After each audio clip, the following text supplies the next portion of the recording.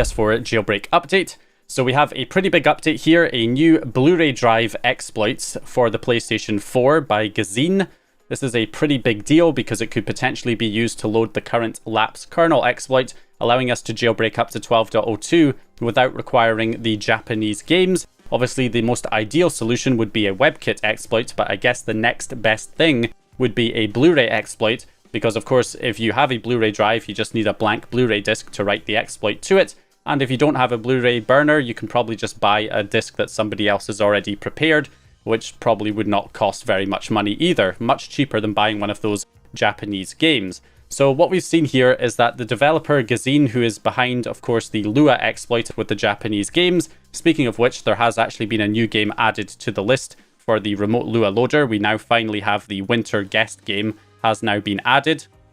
So that's also been included there. But what we're focusing on here, of course, is the Blu-ray exploit. So this hasn't been released yet, but we have seen a video that was posted showing, first of all, running the Blu-ray player on the PlayStation 4. We've also got a remote logging terminal here on the right as well. So you can see when it loads, it exploits with sandbox escape. Then it also grabs the kernel, the send notification address here, so it can send a notify message, which it then sends the hello world test notification here. And then once that's done, it also gives you calling native function address, buffer size, and then function returned 0. So the developer also answered a few questions. Somebody asked up to what firmware this would work on, and the reply was all PS4 firmwares, apparently. So is it basically a userland exploit until Sony patches it? And the response was yes. This is, of course, a userland exploit, and it is a patchable userland exploit. So if it gets released, then Sony will likely patch it in the next update. So another interesting piece of information here is Gezine said that it is a different exploit, apparently, to the one that the Flow reported, which we reported on in a previous news update video, that the Flow got a $5,000 bounty for a report 2 weeks ago. And it was not long after the 12.52 update came out, so it likely patched whatever this report was, likely a Blu-ray drive exploit for the PS4, a userland exploit, based on the bounty reward that was paid out. And also Zeko found the Java security file was changed from 12.50 to 12.52, also indicating a potential Blu-ray exploit on the PS4.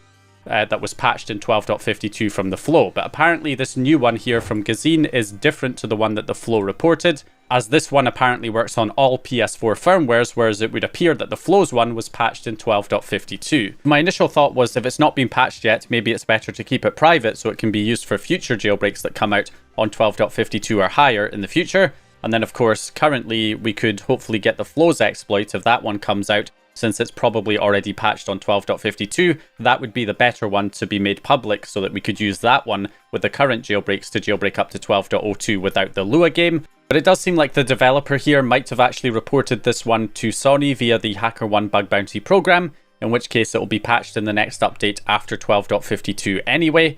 So the reason for this is that when questioned, they've not been forthcoming about any of the information about how the exploit actually works, and have said that Sony would not like it, so they may have actually reported it via the HackerOne bug bounty program.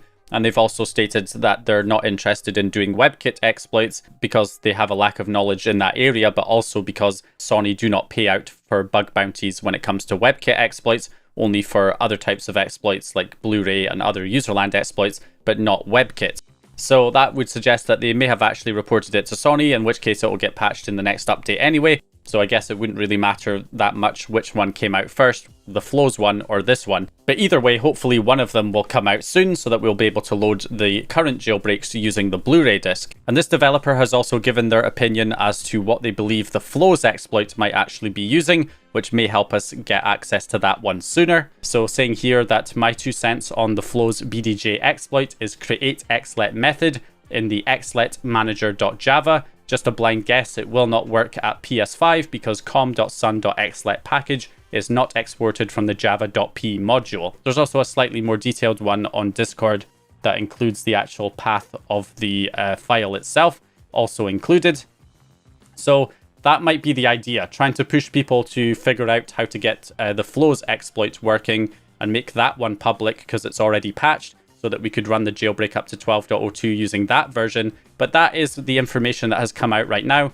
So potentially 2 new Blu-ray exploits, one from the flow that's probably patched in 12.52, and this new one here that looks like is not patched yet on any PS4 firmwares. Now, if you want to support the developer here, I'll leave a link in the description. They have a Buy Me a Coffee page here. So I'll go ahead and leave the donation page down in the video description here. Now, also a few other things to cover. We've had an update to the Lapse Core exploit from D-Link Turtle, who's working on taking the old Mastercore exploit and using it to load the new kernel exploit if you have the game Okage Shadow King, which uses that Mastercore exploit through a modified save file.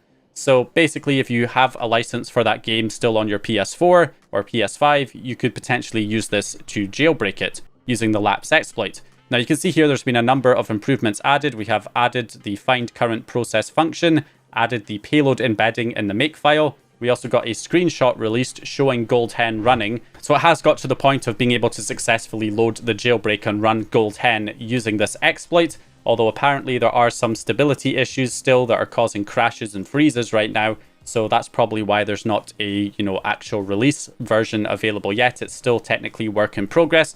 But once those issues are ironed out, hopefully we will see a compiled version be made available. And then we might be able to use the Okage Shadow King game also to run the jailbreak. So some pretty big developments there. There's also been a new release of the PS4 Syscon tools by Abcarino. So this version adds support for detecting Teensy clones, also supports all Teensy models apart from the Teensy 2.0, fixes a bug in the Get PS4 Syscon firmware info that does not report the Syscon debug mode correctly, improves error handling. We've got a new logic when detecting connected PS4 Syscon flasher hardware, handles all unhandled exceptions, added support for detecting connected PS4 Syscon flasher hardware models, and setting minimum PS4 Syscon flasher supported firmware versions to 2.05. And finally, it also reverts back to .NET Framework version 4.5.2 to handle compatibility issues reported by some users. So presumably people who are on older versions of Windows potentially having issues with running it on the newer .NET Framework versions. So that's also been resolved. This is useful for, repairing consoles and also for the revert method for reverting your console back to a previously installed firmware or restoring a backup Syscon and NOR flash so that you can get back to a previous firmware that you made a backup of. Obviously, the Syscon writer is just for writing the Syscon. For writing and reading to the NOR flash, you'll use something like the PS4 Wii tools with SPI Way. Okay, and finally, we also got this change app image application from Master S or Master S9. This is just a quick little application to easily swap out the image file for your applications, as well as the name that is displayed for the app. So I guess this is mainly in response to people who want to hide the fact that they have to have a Japanese weeb game installed on their system in order to run the jailbreak right now. So, of course, you can change the image to something else, like the Gold Hen image, for instance, and then change the name of it to Jailbreak PS4 or something like that instead. You could easily do this manually with FTP and by editing the database file, but obviously a tool like this just makes it a lot simpler.